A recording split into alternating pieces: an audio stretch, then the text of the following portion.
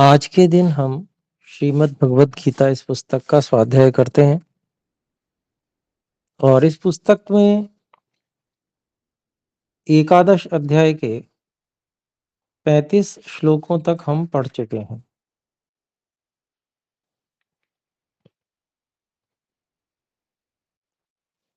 यहाँ तक संजय वर्णन कर रहे हैं और संजय ने पिछले श्लोक में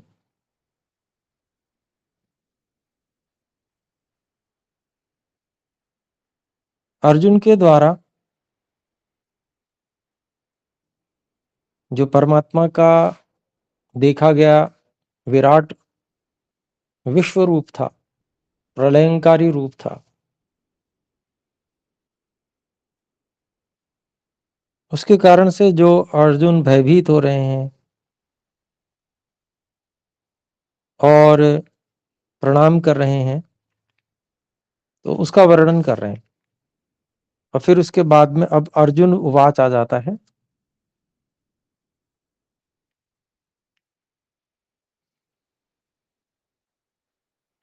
तो अब अर्जुन अगले श्लोक में 36वें श्लोक में कह रहे हैं, क्या कह रहे हैं वो बता रहे हैं।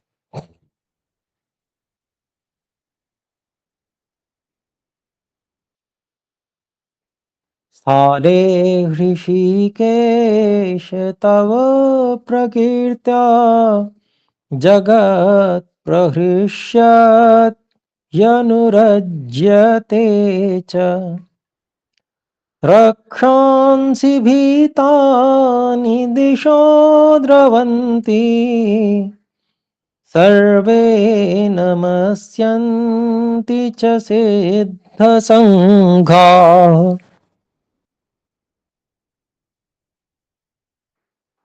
तो यहाँ पर अर्जुन श्री कृष्ण जी से कह रहे हैं, इसके शब्दों को अलग अलग करते हैं हम। स्थाने ऋषिकेश तव प्रकीर्त्या जगत् प्रहर्ष्यति अनुरज्यते च रक्षांसि भीतानि दिशः द्रवन्ति सर्वे नमस्यन्ति च सिद्ध संघाः। अन्वय ऐसा है कि हे ऋषिकेश, तव प्रकृत्या यत् जगत् प्रहृष्यति अनुरज्यते च रक्षांसि भीतानि दिशः द्रवन्ति सर्वे सिद्ध संघाः च नमस्यन्ति तत्स्थाने। तो अभिप्राय क्या हुआ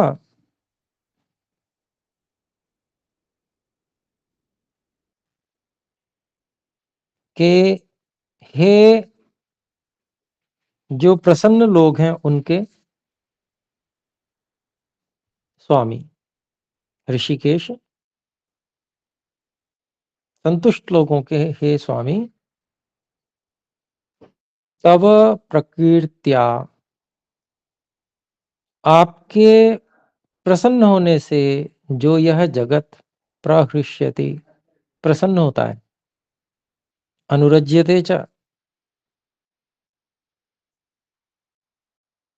और प्रसन्न होकर अपने कार्यों में लग जाता है।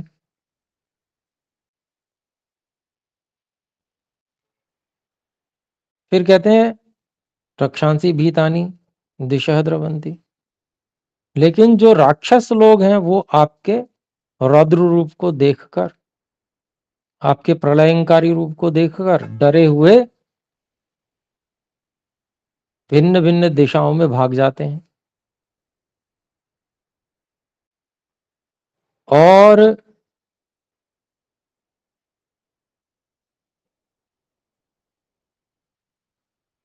सभी जो योग सिद्ध हैं, उनके जो संघ हैं, योग योगाभ्यासियों के जो समूह हैं, वे सब आपको नमन करते हैं।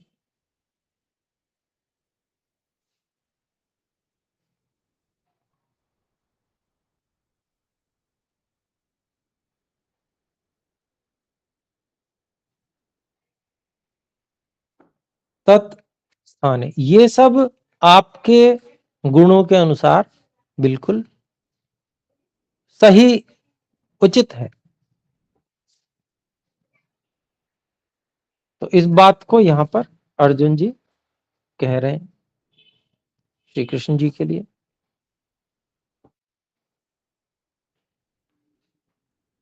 तो क्योंकि पहले तो अर्जुन जो है वो मित्र, एक सामान्य मित्र के रूप में समझते थे, परंतु अब जब उन्होंने उनको योगी का रूप में देख लिया और अपने योग बल से उन्होंने उनको दिव्य दृष्टि देकर, जैसा वो स्वयं परमात्मा का साक्षात्कार करते हैं, जिस रूप में, जिस विश्व रूप में, प्रलयंकारी रूप में और अन्य रूपों में परमात्मा को वो अनुभव करते हैं, अंदर देखते हैं, अपनी अंतरात्मा में अनुभव करते हैं श्री कृष्ण जी, वो सब जब उन्होंने अर्जुन को भी दिव्य दृष्टि के द्वारा दिखा दिया, तो अब वो स्थिति एक अलग बन गई। अब अर्जुन भिन्न दृष्टि से श्री कृष्ण जी को देखने लगे कि अरे ये तो महायोगी हैं।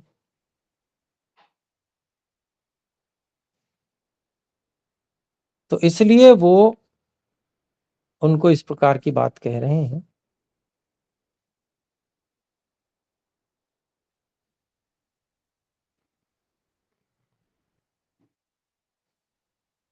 तो यहाँ पर हमारे बीच में एक हाथ खड़ा हुआ है, बहन डॉक्टर मीनाक्षी जी। जी ओम आचार्य जी, ये कौन सा चल रहा है श्लोक? जी, एकादश अध्याय का 36वां श्लोक हम पढ़ चुके हैं, अब 37वां चलेगा। तो आइए 37वें श्लोक को देखते हैं। कस्माच्च तेन न मेरन्महात्मन्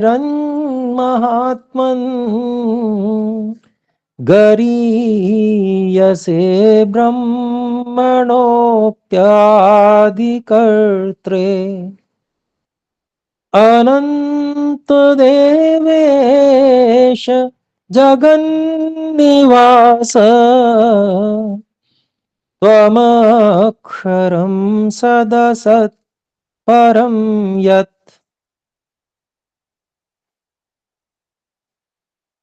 इसके शब्दों को अलग अलग देखें। कस्मात् च ते न नमेरन महात्मन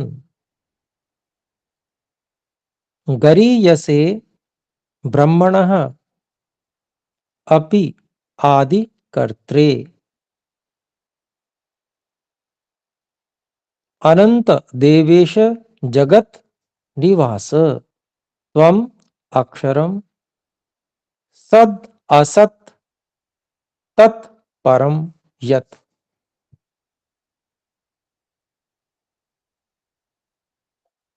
तो इसका अन्वय इस तरह से है, हे महात्मन,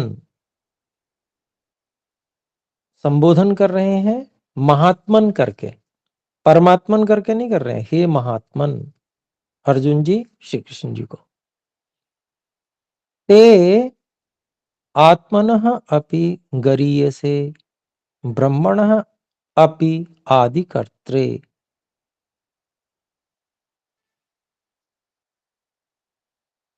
कथम न नमेरन। हे अनंत, हे देवेश, हे जगन निवास, त्वम तद अक्षरम यत सद असत परम।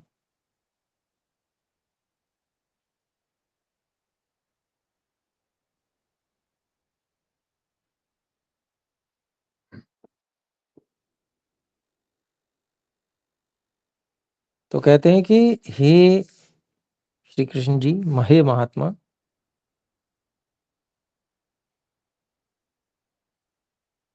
आपके अपने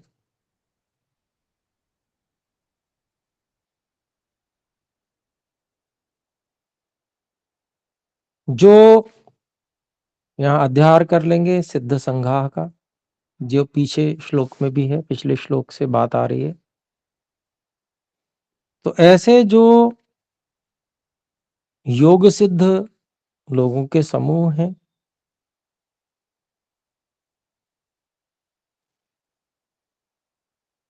वे जो भक्तजन हैं, सिद्ध लोग हैं, आत्मनः अपि गरीयसे, अपने से भी जो अधिक विद्वान हैं,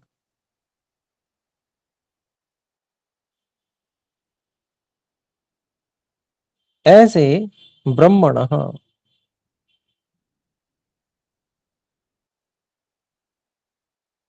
जो ब्रह्मा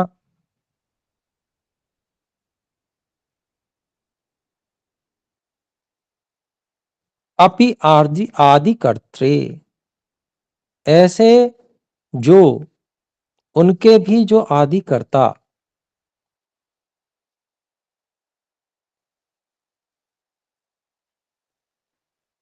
उनके लिए कथम न नमेरन, तो उनके लिए, ऐसे परमात्मा के लिए क्यों नमन न किया जाए।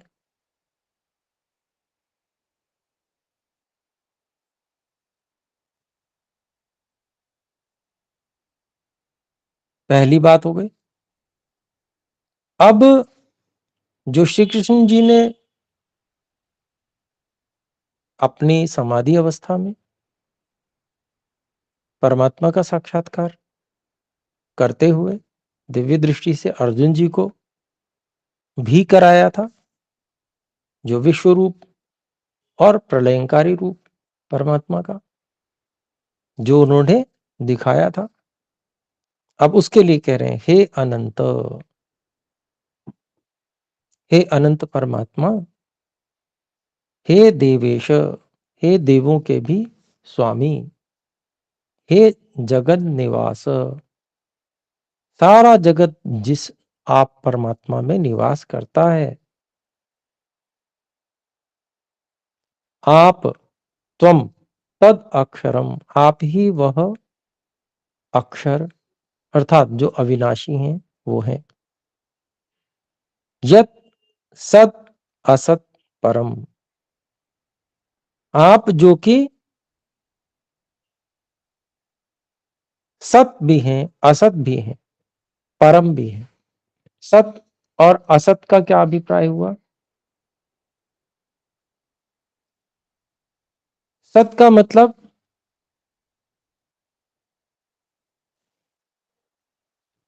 जो आप विश्व रूप में सत्ता में आ जाते हैं, अर्थात आप पूरे विश्व रूप को सत्ता में ले आते हैं, जो सत्ता दिखने लगती है संसार की। और असत अर्थात जब इस संसार को आप प्रलय कर देते हैं, तो यह इस रूप में वर्तमान नहीं होता, तो उसको असत कह दिया। और लेकिन इस विश्व रूप के न होने पर भी आप तो विद्यमान रहते ही हैं, तो इसलिए सत भी हैं आप। तो सत, असत और परम, परम अर्थात सबसे बड़े।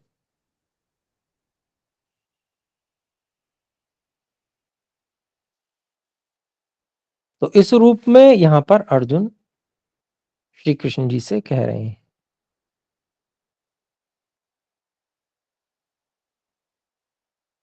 तो यहां पर जो प्रारंभ में कहा, श्री कृष्ण जी को संबोधन किया, और उसके बाद में जो सिद्ध संघ है, अर्थात जो योगाभ्यासियों का समूह है, उन अपनों से भी अधिक जो अधिक बड़े विद्वान, वेदों के ज्ञाता, ऐसे जो ब्रह्मा हैं,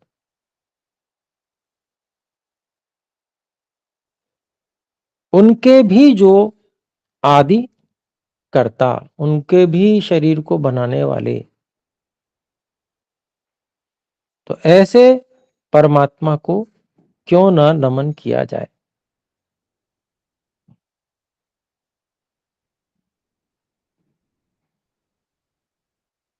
तो इस प्रकार से श्री कृष्ण जी को संबोधन करके और फिर उनके माध्यम से जो श्री कृष्ण जी को के द्वारा जो साक्षात्कार, अपने साक्षात्कार को प्रदर्शित किया गया था दिव्य दृष्टि के द्वारा अर्जुन के लिए, तो उससे वो श्री कृष्ण जी को संबोधित करते हुए और उसमें चले जाते हैं परमेश्वर के लिए बात कहने में चले जाते हैं अर्जुन। क्योंकि अर्जुन जो है वो श्री कृष्ण जी के द्वारा वो सब दिखाए जा रहे हैं। तो अर्जुन जो है वो श्री कृष्ण जी को एक बहुत बड़ा योगी समझ रहे हैं और उनके द्वारा जो परमेश्वर का साक्षात्कार, जैसे विश्व रूप का साक्षात्कार और प्रलयंकारी रूप का जो साक्षात्कार है, वो साक्षात्कार जो उन्होंने श्री कृष्ण जी के माध्यम से किया है, तो वहां पर उन परमात्मा के लिए फिर, क्योंकि वो बहुत महान है, तो इसलिए उसको वो इस प्रकार से नमन करने की बात भी कह रहे हैं और उनको उस रूप में वर्णन भी कर रहे हैं, अनंत कहकर, देवेश कहकर, जगत निवास, है ना, और इस रूप में भी इस प्रकार से परमात्मा के लिए कह रहे हैं। तो आइए 38वें श्लोक को देखते हैं।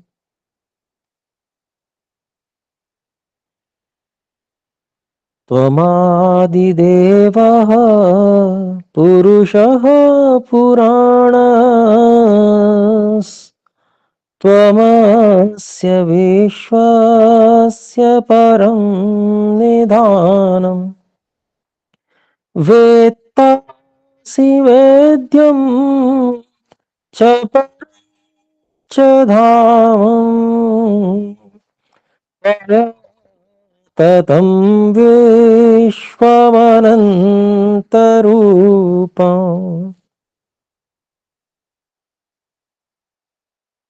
इसके शब्दों को देखें अलग अलग। त्वम आदिदेवः पुरुषः पुराणस् पुराणः त्वम अस्य विश्वस्य परम निधानम् वेत्ता असि वेद्यं च परम च धाम त्वया ततं विश्वम अनंत रूपम।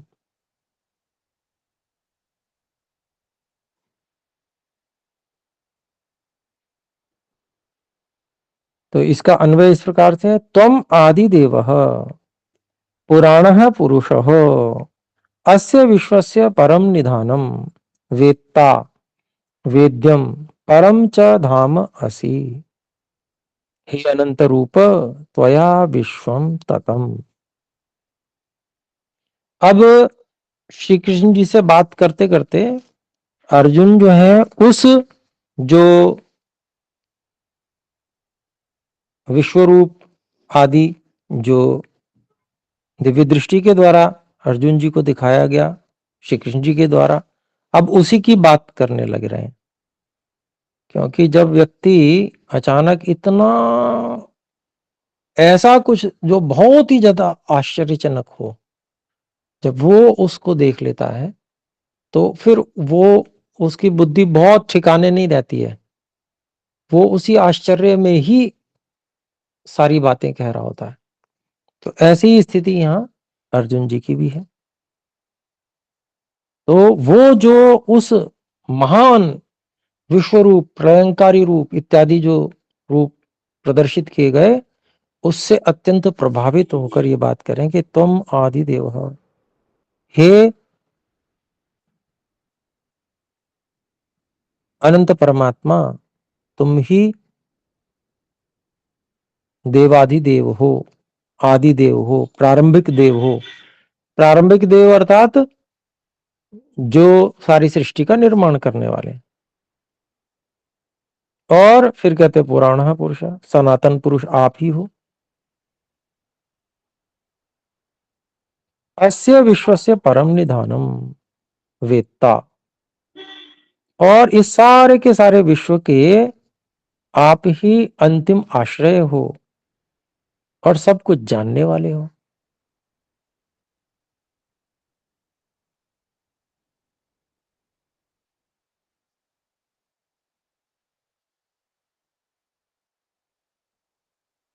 और वेद्यम,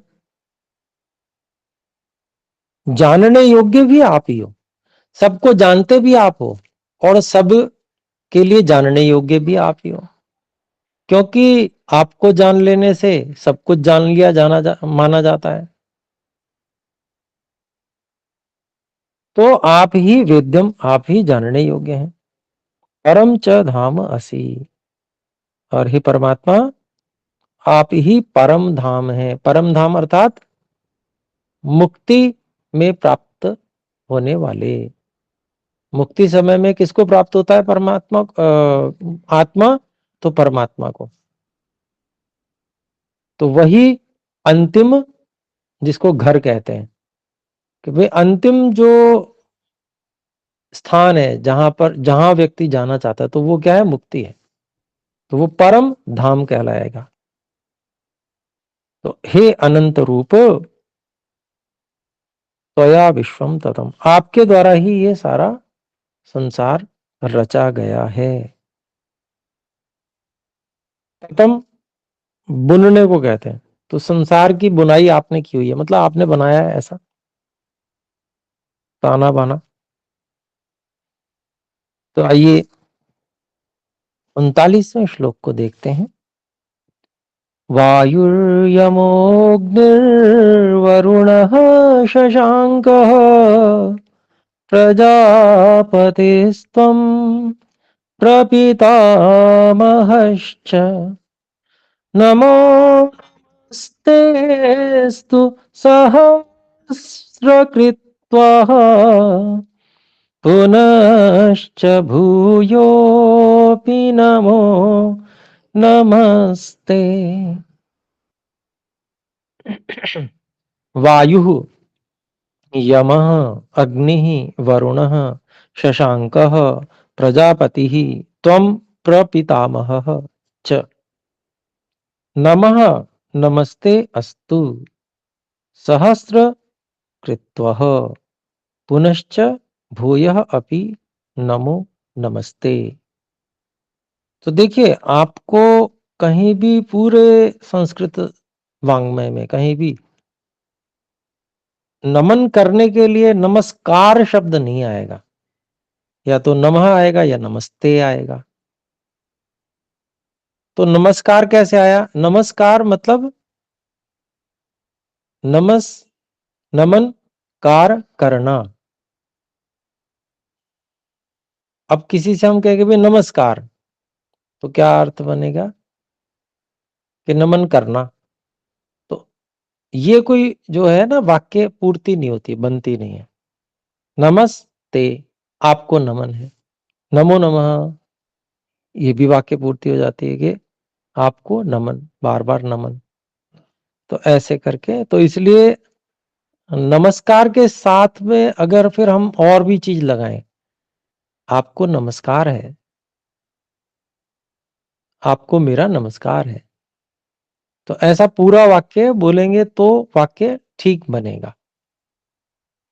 तो यहां पर भी अब देखते हैं इसकी हम जो अन्वय है। त्वम वायु यमः अग्निः वरुणः शशांकः प्रजापतिः प्रपितामहः च असि ते सहस्रकृत्वः नमः नमः अस्तु पुनः अपि च ते भूयः नमः नमः।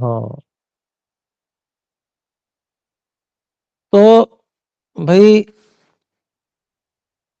परमात्मा के लिए ही कहा जा रहा है कि आप ही वायु हैं, आप ही यम हैं,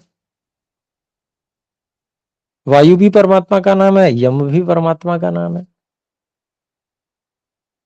अर्थात वायु अर्थात जो सबसे शक्तिशाली, तो परमात्मा सर्वशक्तिमान है।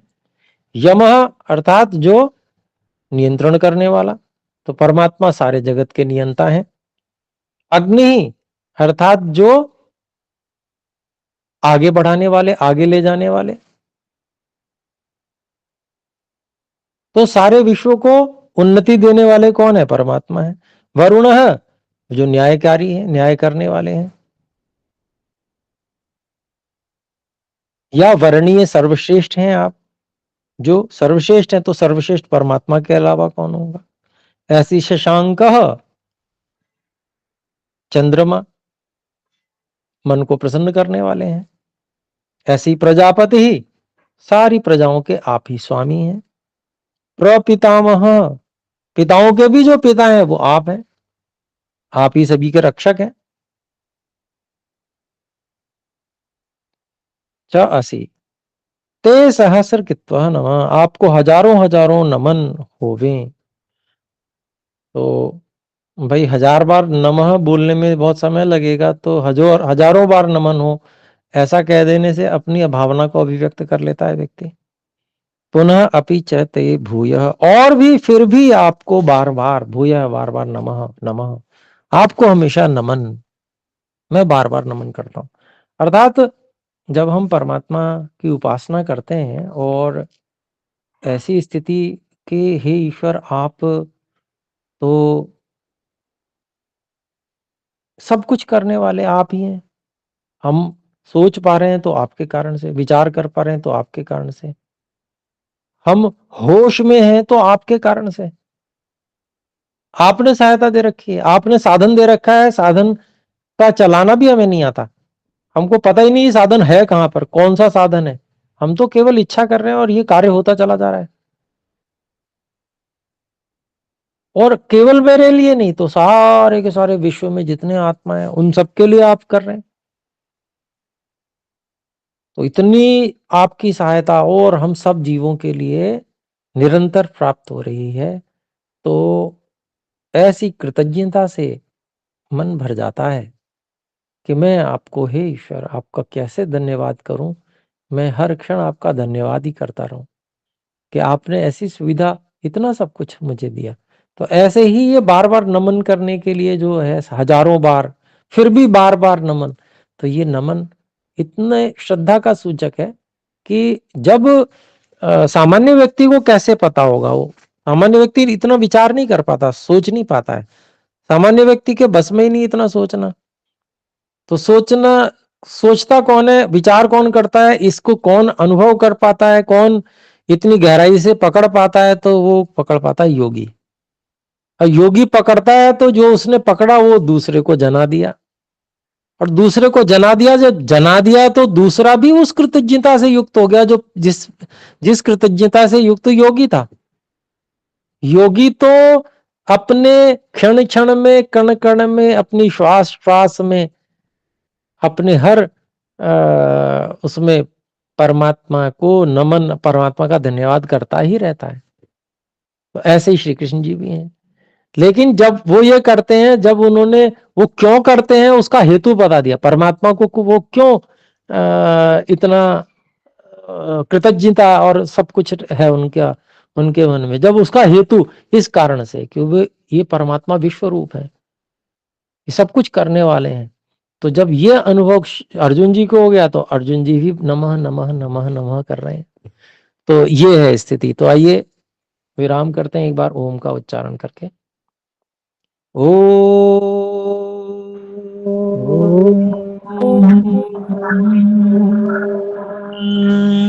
सभी को सादर नमस्ते। सादर सादर नमस्ते। नमस्कार जी, धन्यवाद। बहुत बहुत धन्यवाद गुरु जी।